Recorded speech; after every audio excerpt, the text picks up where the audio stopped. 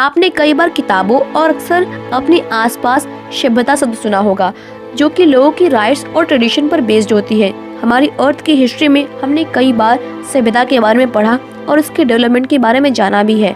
5000 पुरानी मिस्र की सभ्यता, माया सभ्यता और हिंदू सभ्यता, ये सभी सभ्यताएं रही जिसके थ्रू आज हम इंसान इस अर्थ पर अपनी मॉडर्न सभ्यता कायम करके जी रहे हैं। असल मायने में सभ्यता समाज और संसार के मेंटली डेवलपमेंट और फिजिकल डेवलपमेंट को शो करती है। इसी तरह साइंटिस्ट भी सभ्यता के डेवलपमेंट पे बहुत जोर देते हैं। उनके अकॉर्डिंग सभ्यता 3 तरह की होती है, जिन्हें कार्डाशेव स्केल में मापते हैं। मगर ध्यान रहे, ये कार्डाशेव स्केल यूनिवर्स के लेवल पे काम करती हैं। एज आई मेंशन्ड एबव कि सभ्यताएं 3 तरह की होती हैं। तो बात कर लेते हैं कौन कौन सी। तो बात करते हैं टाइप 1 सभ्यता की। टाइप 1 सभ्यता उस सभ्यता को कहते हैं जो कि अपने प्लैनेट्स पर मिलने वाली पूरी एनर्जी को काम में ला सके। हम मानव अभी भी इस कार्डाशेव स्केल के 0.73 नंबर पे हैं और आने वाले कुछ सैकड़ों सालों में हम टाइप 1 सभ्यता बन जाएंगे।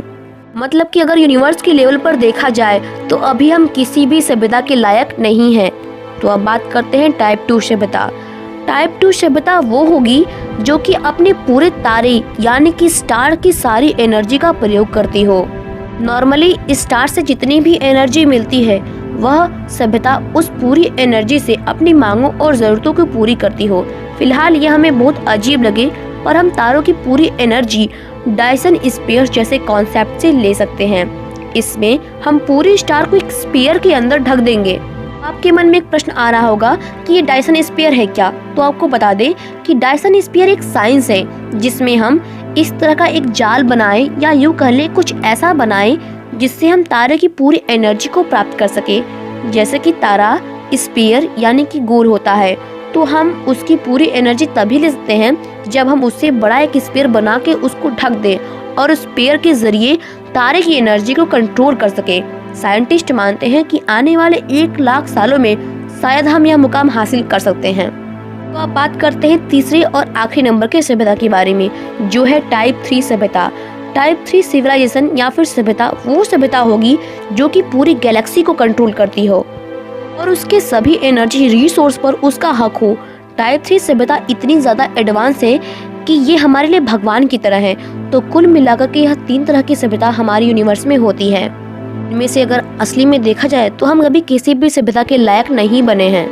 अगर हम एक जनरेशन शिप बनाएं जिसमें लोग 1000 साल तक ट्रैवल करें, तो हम इस तरीके से 20 लाख सालों में पूरी आकाश गंगा पर अपनी एक कॉलोनी बना सकते हैं।